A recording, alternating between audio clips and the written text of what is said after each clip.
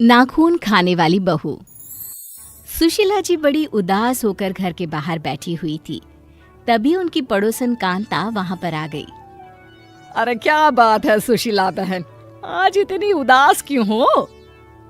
अरे क्या बताऊं कांता बहन, जब से घर में बहू आई है तब से आफत आ गई है। अरे ये आप क्या कह रही हैं?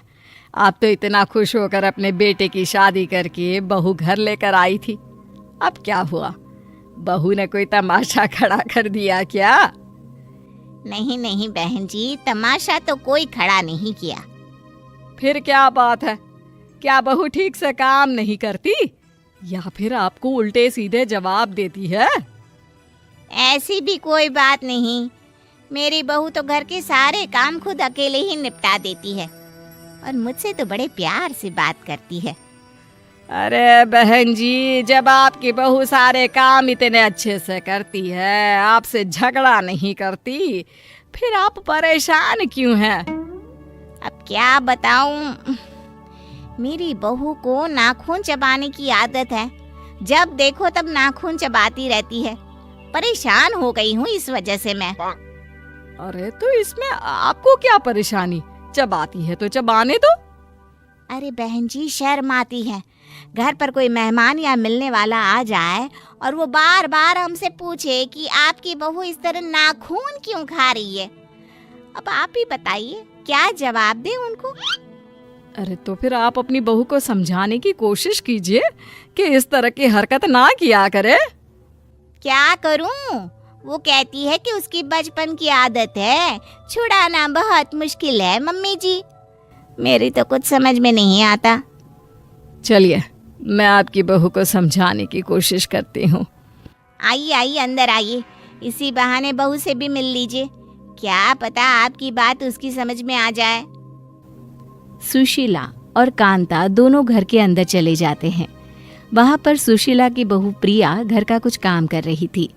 कांता को देखते ही प्रिया उनके पास आ जाती है। नमस्ते आंटी जी, कैसी हैं आप?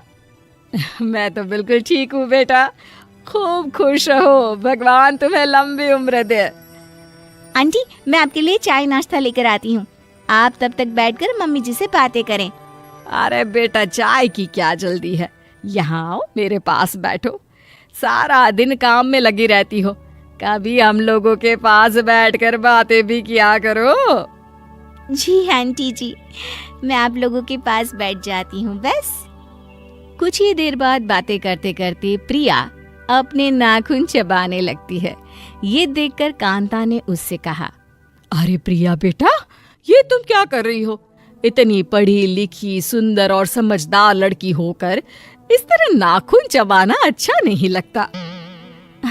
सॉरी आंटी जी, वो क्या है ना, मुझे पता ही नहीं चलता कि मैं कब अपने नाखून चबाने लग जाती हूँ। अरे जरा दिखाओ तो तुम्हारे नाखून। ये देखिए। देखा आपने, प्रिया ने अपने नाखून चबा चबा कर पूरी तरह गायब कर दिए हैं। अब कौन समझाए इसे?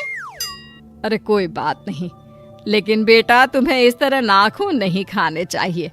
देखो, अगर तुम इस तरह की कोई भी हरकत करोगी ना, तो कोई तुम्हारी अच्छाइयों को नहीं देखेगा, सब तुम्हारा मजाक बनाएंगे।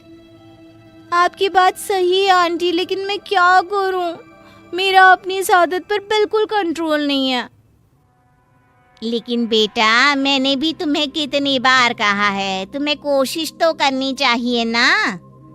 अच्छा, कोई बात नहीं प्रिया, कल मेरे घर पर छोटी सी पूजा है, मोहल्ले की कुछ औरतें भी वहां पर आएंगी।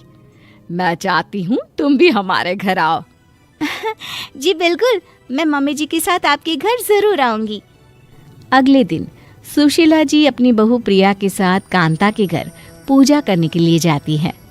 प्रिया मोहल्ले की औरतों के साथ बैठी हुई थी। तभी अचानक से मोहल्ले की एक औरत सीमा के चिल्लाने की आवाज आई। अरे ये देखो, सुशीला जी की बहू मेरा हाथ पकड़कर मेरे नाखून खा रही है। हैं? ये क्या कह रही हो? आपको क्या लगता है मैं झूठ बोल रही हूँ? ये देखिए, आपकी बहू मेरे बाजू में बैठी थी। अरे मैं तो भगवान के ध्यान में इतनी मस्त थी, इसने मेरा हाथ उठाया और लगी मेरे नाखून खाने। क्यों प्रिया बहू, तुमने सीमा के हाथ के नाखून भी खाए क्या? मुझे माफ कर दीजिए मम्मी जी, वो मेरे हाथ के नाखून पूरी तरह खत्म हो गए थे, इसलिए मुझे लगा। अरे चुप करो बहू, आज तुमने सारे मोहल्ले वालों के सामने मेरा मजाक बनाकर रख दिया। अरे प्रिया बेटा, मैंने तुम्हें कल ही तो समझाया था कि तुम्हें इस तरह की हरकत नहीं करनी चाहिए। इसमें मेरी कोई गलती नहीं है, मुझे पता ही नहीं चला कि अपने नाखून खाते खाते कब मैं सीमा आंटी के नाखून चबाने लग गई। अरे कैसी पागल बहू है आपकी, इसका कुछ इलाज क्यों नहीं करवाते? अरे ऐसा भी कोई होता है क्या, इंसान अपने नाखून छोड़कर बाजू वाले के नाखून चबाने लगे? सीमा की बात सुनकर मोहल्ले की सारी औरतें हंसने लग जाती है। ये देखकर सुशीला जी को बिल्कुल अच्छा नहीं लगता और वो प्रिया पर नाराज होती है और उसे घर ले आती है। पूरे मोहल्ले के सामने आज तुमने हमारा मजाक बनवा कर रख दिया। मम्मी जी मुझे माफ कर दीजिए, मुझसे बहुत बड़ी गलती हो गई। बहू, आखिर तुम अपनी आदत छोड़ क्यों नहीं देती? मैं कोशिश करूंगी मम्मी जी। कुछ दिन और इसी तरह बीत जाते हैं, लेकिन प्रिया की नाखून खाने की आदत अभी तक खत्म नहीं हुई। तभी एक दिन प्रिया के पेट में जोरों से दर्द होता है। मम्मी जी मेरे पेट में बहुत जोर से दर्द हो रहा है। अरे क्या हुआ? कुछ देर पहले तक तो तुम बिल्कुल ठीक थी। पता नहीं मम्मी जी, बहुत दर्द हो रहा है, मुझे डॉक्टर के पास ले चलिए ना। अच्छा ठीक है, मैं तुम्हें डॉक्टर के पास ले चलती हूँ। सुशीला जी, आपकी बहू के पेट में नाखूनों का गुच्छा बन गया है और इसे ऑपरेशन से ही बाहर निकाला जा सकता है। क्या ऑपरेशन? ये क्या कह रहे हैं आप डॉक्टर साहब? मुझे ऑपरेशन से बहुत डर लगता है। अब डरने से क्या होगा प्रिया जी, आप जिस स्पीड से नाखून खाती हैं उससे ये सब तो होना ही था। हे भगवान, ये क्या हो गया? मेरे नाखून खाने की आदत की वजह से मुझे ये सब सहना पड़ रहा है।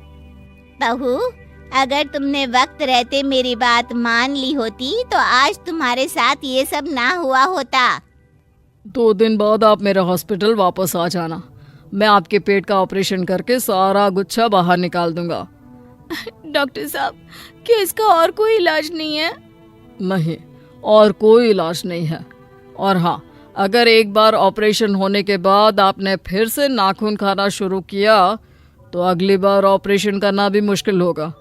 फिर तो सीधा भगवान जी ही इसका इलाज करेंगे। नहीं डॉक्टर साहब, मुझे इतनी जल्दी भगवान के पास नहीं जाना।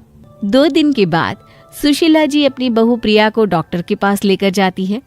प्रिया को हॉस्पिटल में एडमिट करने के बाद उसे ऑपरेशन थिएटर में ले जाया जाता है। 1 घंटे के बाद जब प्रिया होश में आती है। मम्मी जी, मेरा ऑपरेशन ठीक से तो हो गया ना? मुझे कुछ होगा तो नहीं ना? क्यों, तुम्हें अच्छा नहीं लग रहा क्या? नहीं मम्मी जी, ऐसी कोई बात नहीं है, लेकिन मुझे पता है डॉक्टर ने मेरा पेट काट कर नाखून का गुच्छा बाहर निकाला होगा और अब मुझे कई दिनों तक एक बिस्तर पर पड़े रहना होगा। प्रिया की बात सुनकर डॉक्टर और सुशीला दोनों जोर जोर से हंसने लगते हैं। ये देखकर प्रिया हैरान रह जाती है और पूछती है, अरे ये क्या बात हुई? मेरा ऑपरेशन हुआ है और आप लोगों को हंसी आ रही है।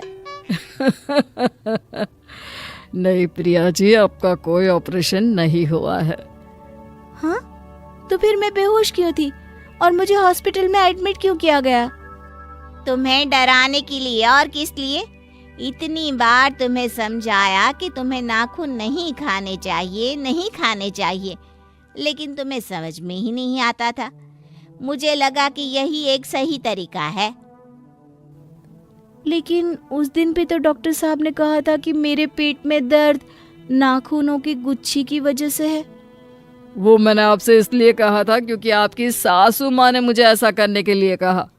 अगर मैं और आपकी सासू माँ आपको डराते नहीं तो आपकी नाखून खाने की आदत कभी नहीं जाती।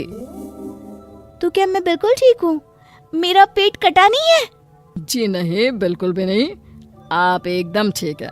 बस थोड़ी देर के लिए आपको बेहोशी का इंजेक्शन दे दिया गया था। और वो भी तुम्हें डराने के लिए बहू। लेकिन ध्यान रखना, अगर आगे से नाखून खाए तो सचमुच तुम्हारा ऑपरेशन करवा दूंगी। अपनी सास की बात सुनकर प्रिया जोर जोर से हंसने लगी और साथ ही उसने मन ही मन ये निश्चित भी कर लिया था कि वो कभी अपने या किसी और के नाखून नहीं खाएगी।